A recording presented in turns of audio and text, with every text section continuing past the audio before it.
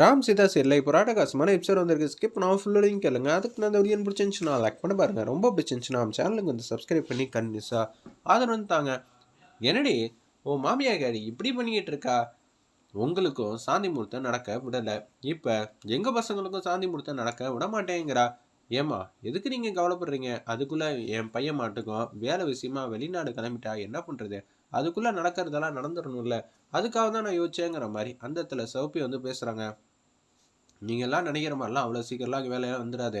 அப்படியே வேலை கிடச்சிட்டா கூட அதுக்கான ஃபார்மாலிட்டிஸ்லாம் ஏகப்போக இருக்குது. நீங்கள் கவலைப்படாதீங்க. அதுக்குள்ளே நல்ல நாளாக வந்து பார்த்து வச்சிடலாம் அப்படின்னு சொல்லிடுறாங்க. சரிம்மா எப்படியோ உண்டு. ஆனால் என்ன தடுக்கணும்னு நினச்சா இந்த மகாலட்சுமி பார்த்து நீங்களாம் பயப்படுறீங்களே, நான் 10 மகாலட்சுமியாக இருந்து ஓட ஓட விட்டுருவேங்கிற மாதிரி பேசிகிட்டு இருக்காங்க. அந்த இடத்துல அப்பன்னு பார்த்து அஞ்சலி வந்து சாரியத்தை என்னை மன்னிச்சிருக்கேன். எங்கள் வீட்டில் இருக்கிற ஆளுங்களை யாரையும் என்னால் மாற்ற முடியாது.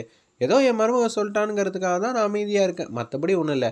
இந்த கோடிக்கணக்கான ரூபா சொத்து மேலே ஆசைப்பட்டிருந்தா நாங்கள் ஏமா வந்து இங்கே இருக்க செட்டில் ஆகிருக்க மாட்டோமா? ஆனால் எங்களுக்கு அது மேலெலாம் ஆசை இல்லை. எங்கள் ஒட்டுமொத்த ஆசையும் உன் மேலே தான். ஏன்னா நீ மட்டும் எங்கள் வீட்டுக்கு வந்துட்டாலே போதுமா. எங்கள் வீடு வந்து செல்வம் செழிப்பாக வந்து இருக்கும். நீ மகாலட்சுமிமா, மகாலட்சுமி மாதிரி நல்ல குணத்தில் இருப்ப. ஏய் உங்கள் வீட்டு மகாலட்சுமி சொல்லலை சரியா, நான் சாமியை சொன்னேங்கிற மாதிரி அந்த இடத்துல செம்மையாக காமெடி பண்ணிகிட்டு இருக்காங்க. என் மருமகளை சிரிக்க வச்சுட்டேங்கிற மாதிரி சொல்லிட்டு இருக்கப்ப மகாலட்சுமி மட்டும் வீட்டுக்குள்ளே வந்து வராங்க. ஏய் என்ன நினச்சிட்டு இருக்க அப்படின்னு சொல்கிறாங்க. வில்லத்தனத்தை காட்ட ஆரம்பிச்சிட்டாங்களே, என்ன சதி திட்டம் போட்டுட்டு இருக்கியா?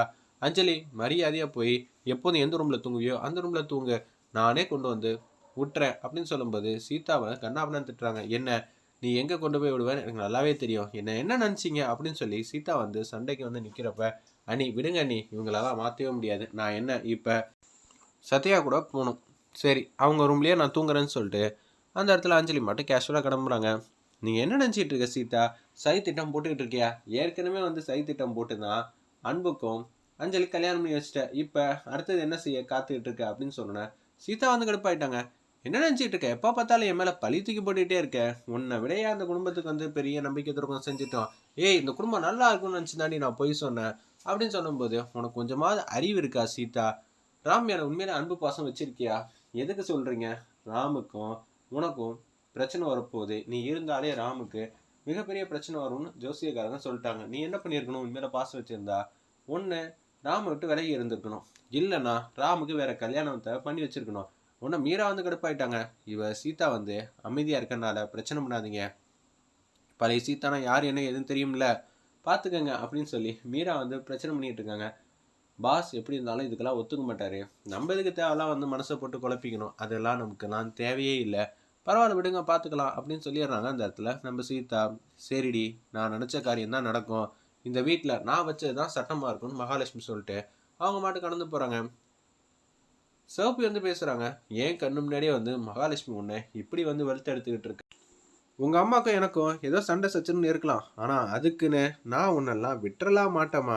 உன்னை பத்திரமா வந்து பார்த்துக்கிறேன். அவள் எப்படி எனக்கு நிம்மதியாக தூங்குறான்னு நானும் பார்க்குறேங்கிற மாதிரி சிவப்பி வந்து யோசிச்சுட்டு இருக்காங்க. ஒரு பக்கம் ராமும் சீதாவும் அன்பு ரூம்குள்ளே வந்து போகிறாங்க. நாங்கள் வரலாமா அப்படின்னு கேட்குறாங்க. நான் உங்களை என்னமோ ஏதோ நினச்சிட்டேன். அஞ்சலி மேலே சொத்துக்காக வந்து ஆசைப்பட்டு கல்யாணம் பண்ணீங்கன்னு. ஆனால் நீங்கள் சூப்பராக வந்து பேசியிருந்தீங்க. சித்தப்பாக்கா நான் உங்கள்கிட்ட மன்னிப்பு கேட்குறேன். மன்னிப்புலாம் எதுக்கு பெருசாக கேட்குறீங்க? மன்னிப்புலாம் கேட்க வேண்டிய அவசியம் இல்லை, தேவையும் இல்லை. விட்டுருங்க கேஷுவலாக. அவங்க ஏதோ அன்பு பாசத்தில் பேசிட்டாங்க. எனக்குன்னு ஆனால் கௌரவம்லாம் இருக்குது. அதை நான் யாருக்காக விட்டு கொடுக்க மாட்டேங்கிற மாதிரி அன்பு வந்து பேசுகிறாங்க. ஆமாம்மா உங்களை பற்றி இப்போ தான் எங்களுக்கு முழுசாகவே தெரிஞ்சிச்சு. எப்படி இருந்தாலும் அஞ்சலி எங்கள் வீட்டு பொண்ணு. அவள் செல்லமாகவே வளர்ந்துட்டா. ஆனால் உங்கள் வீட்டில் எப்படி இருப்பான்னு தெரில. நீங்கள் நினைக்கிற மாதிரி உங்கள் வீடு அளவுக்கு எங்களால் வசதி வாய்ப்பாக இருக்க முடியாது. ஆனால் கண்டிப்பாக அவளுக்கு பிடிச்ச மாதிரி என்னால் கண்டிப்பாக நடந்துக்க முடியும். எங்கள் வீட்டில் இருக்கிறவங்களாம் பாசத்தை அள்ளி அள்ளி கொட்டுவாங்க அப்படின்னு சொல்லிட்டு இருக்காங்க. அவளுக்கு சரியாக வெந்நீர் கூட வைக்க தெரியாது. ஆனால் நீங்கள் கல்யாணம் ஆனதுக்கு அப்புறமேட்டுக்கு கொஞ்ச நாள் போனதுக்கப்புறம் இவ்வளோ எதுக்குடா கல்யாணம் பண்ணுவோங்கிற மாதிரி உங்களுக்கு கோவம் வரும். அப்படி ஏதாவது இருந்துச்சுன்னா என் தங்கச்சியை வந்து வெறுத்துறாதீங்க அப்படின்னு சொல்கிறாங்க. அப்படியெல்லாம் சொல்லிடாதீங்க. இப்போல்லாம் எந்த பொண்ணுக்கு தான் எந்த வேலை தெரியுது, அதே மாதிரி பசங்களுக்கு எல்லா வேலையும் தெரியுது. கொஞ்சம் மாற்றிக்க வேண்டியதுதான். பொண்ணுங்க மட்டும்தான் வேலை செய்யணுமா என்ன அப்படின்னு சொல்லிடுறாங்க. இருப்பினும் வந்து பாதி பாதியாக எல்லா வேலையும் பிரிச்சுக்கிட்டிங்கன்னா உங்களுக்குள்ள சண்டை சச்சரவு வராமல் இருக்குங்கிற மாதிரி யோசிக்கிறாங்க. அந்த இடத்துல சீதாவும் ரொம்ப ராமும் பரவாயில்ல பார்த்துக்கலாம். கூடிய சீக்கிரம் உங்கள் தங்கச்சியை நான் தான் வெளிநாடு கூட்டிகிட்டு போயிடுவேன்ல, அங்கே சொகுசாகவே வச்சு பார்த்துக்கிறேங்கிற மாதிரி பேசுகிறாங்க. எங்களுக்கு வசதி வாய்ப்பு இருந்துச்சுன்னா கண்டிப்பாக உங்களை பார்க்க வரோம், இல்லாட்டி நீங்கள் எங்களை பார்க்க வாங்க அப்படின்னு சொல்லி அன்பு வந்து பேசுகிறாங்க. ரொம்பவே சந்தோஷமாக இருக்குன்னு சொல்லி ராம் வந்து சாரி சொல்லிட்டு அப்படியே அங்கேருந்து கடந்து போகிறாங்க. இது எல்லாத்தையும் வந்து மகாலட்சுமி வந்து ஒட்டி கேட்குறாங்க. அச்சச்சோ என்னடா இப்படியெல்லாம் திட்டமிட்டு இருக்காங்களான்னு சொல்லி அங்கேருந்து கடந்து போகிறாங்க. அப்போன்னு பார்த்து அன்போட தங்கச்சி மாட்டுக்கும் அன்பு ரூம்குள்ளே வந்து வராங்க. நீ எக்ஸாம்லாம் இருக்குல்ல, படிச்சிட்டியா? நாளைக்கு நைட்டு தானே வந்து படிக்கணும், ஏன்னா ஒரு நாள் அவகாசம் இருக்குது அப்படின்னு சொல்லிடுறாங்க. சரி சரி, நீ இங்கேருந்து ஹாஸ்டல் கிளம்பி போயிடு, காலையிலேயே நல்ல விதமாக வந்து படித்து பெரிய லெவலுக்கு வா. ஏதாவது தேவைன்னா அண்ணனுக்கு ஃபோன் அடி, இந்த கையில் வந்து காசு வச்சுக்க, மிச்சத்தால் வந்து நான் வந்து அனுப்பிச்சி வச்சிட்றேன் அப்படின்னு சொல்கிறாங்க. ரொம்ப தேங்க்ஸ்ண்ணே அப்படின்னு சொல்லிட்டு இருக்காங்க. இதுவும் மகாலட்சுமி வந்து ஃபுல் அண்ட் ஃபுல் கேட்குறாங்க. கேட்டு முடிச்சுட்டு அவங்க என்ன சொல்லணுன்ட்டு போனாங்க, தங்கச்சியை நல்லா பார்த்துக்க சொன்னாங்க, அவ்வளோதான் சரிண்ணேன்னு சொல்லிட்டு அவங்க ஃப்ரெண்டுக்கு வந்து கால் பண்ணுறாங்க. தூரமாக வந்து ஓடி வந்துடுறாங்க அர்ச்சனாவும் நம்ம மகாவும். அப்போன்னு பார்த்து அர்ச்சனா வந்து பேசுகிறாங்க. என்ன இவ சொகுசான வாழ்க்கை வந்து வாழணும்னு அவள் ஃப்ரெண்டுக்கிட்ட வந்து பேசிகிட்டு இருக்கா. இங்கே இருந்து படிக்கலாம்னு நினச்சி எல்லா ரூமும் ஏசி, பெரிய மாளிகை, கப்பல் போல வீடுன்னு கேள்விப்பட்டிருக்கியா? அது இதுதான். எல்லா ரூமும் ஏசி, எல்லா ரூமும் எவ்வளோ பெருசு தெரியுமா இருக்குது, ஒவ்வொரு வீடு வந்து கட்டலாம் போல இருக்குது ஒவ்வொரு ரூம்லேயுங்கிற மாதிரி அந்த இடத்துல பேசுகிறாங்க. இதை கேட்டோன்னு வந்து அப்பா அவ்வளோ பெரிய வீடாங்கிற மாதிரி யோசிச்சுட்டு இருக்காங்க. இவ ஆசைப்படுறா, இந்த ஆசையை வந்து தூண்டி விட்டா போதும், நிச்சயம் நம்ம வீட்டு மருமலாகி இங்கே வந்து வாழ ஆரம்பிச்சிருவா. என்ன மகா நீ ஃபிக்ஸே பண்ணிட்டியா? நாளடைவில் வந்து இவ தான் என் மருமகன்னு எனக்கு நல்லாவே தோண ஆரம்பிச்சிருது. அது சீதா வந்து ஒத்துப்பாளான்னு அர்ச்சனை வந்து கேட்குறாங்க. எப்படி ஒத்துக்காமல் போவா? அதுக்கு பின்னாடி மகாலட்சுமியோட லட்சுமியோட மிகப்பெரிய சதித்திட்டம் இருக்கும்ல அப்படின்னு சொல்லும்போது அடுத்த நாள் காலையில் பொழுது வந்து விடியுது. அப்பன்னு பார்த்து சிவப்பியும் அவங்க மருமகளும் வராங்க. அஞ்சலியோ காப்பி எதுவும் குடிக்கிறியா அன்பு? அதெல்லாம் ஒன்றும் வேணாம், நமக்கு பிடிக்க இல்லாத வீடு, சம்மந்தம் இல்லாத வீடுன்னு முடிவாயிடுச்சுன்னா கண்டிப்பாக இந்த இடத்துல ஒரு டம்ளர் காஃபி கூட குடிக்கக்கூடாது, இதுதான் என்னோட அபிப்பிராயம் அப்படின்னு சொல்லிட்டு இருக்காங்க.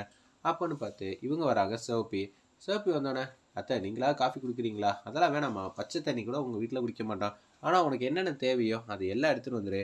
ஆனால் தேவையில்லைன்னு நினைக்கிற எந்த பொருளும் நம்ம வீட்டுக்கு வரவே கூடாது, பார்த்துங்கம்மா. அது மட்டும் நான் வந்து அடித்து சொல்லுவேன். என் மருமகளை தங்க தட்டில் வச்சு தாங்க, அவங்க அத்தைக்காரி இருக்கா, நீ நல்ல விதமாக படிக்கணும், புக்ஸ் எல்லாம் எடுத்துக்கங்கிற மாதிரி அன்பு வந்து பேசுகிறாங்க அந்த இடத்துல. ஆமாம்மா, கல்யாணத்துக்கு அப்புறம் படிக்கக்கூடாதுன்னு சில பேர் சொல்லுவாங்க, அப்படியெல்லாம் இல்லை, நீ யூஜி பண்ணு, பிஜி பண்ணு, எம்ஃபில் பண்ணு, எல்லாமே பண்ணிக்க சரியா, நீ நல்ல விதமாக படிக்கணும். ஆமாம்மா, மருமகளை வந்து படிக்க விடாமல் பண்ணிட்டான்னு அன்புக்கு கேட்ட பேர் வரக்கூடாது, அவன் நல்லா படிக்கணும் சரியா அப்படின்னு சொல்லி சந்தோஷமாக வந்து பேசுகிறாங்க அந்த இடத்துல நம்ம அன்பு. அது மாதிரி காட்டி இந்த எபிசோட் வந்து அருமையாக வந்து முடிச்சிருந்தாங்க. நம்ம அஞ்சலி வந்து கேட்குறாங்க, எங்கள் வீட்டில் இருக்கிற யாரையும் மாற்ற முடியல, எங்கள் வீட்டில் இருக்கிற யாரையும் மாற்ற முடியல, நீ சொன்னதெல்லாம் நல்ல விதமாக தான் இருக்குது, அவங்க மாறினா என்ன மாறாட்டா நமக்கு என்ன, ஆனால் நீ மட்டும் நம்ம வீட்டுக்கு வரப்போகிற, இங்கேருந்து என்னென்ன தேவையோ எல்லாத்தையும் எடுத்து வச்சுக்க. இன்னொன்று எம்ஃபில் எம்ஏ எல்லாம் சொல்லிட்டு இருந்தால, அதுக்கெல்லாம் என்னென்ன புக்கு தேவையோ அதை அனைத்து புக்கும் வந்து எடுத்துக்கமா, நல்ல விதமாக படிக்கணும் சரியான்னு சொன்னேன். அப்படியே போகிறாங்க. அன்பு மட்டும் யோசிக்கிற மாதிரி காட்டி இந்த எபிசோட் வந்து அதிரடியாக மாதம் முடிச்சிருந்தாங்கன்னே சொல்லலாம்.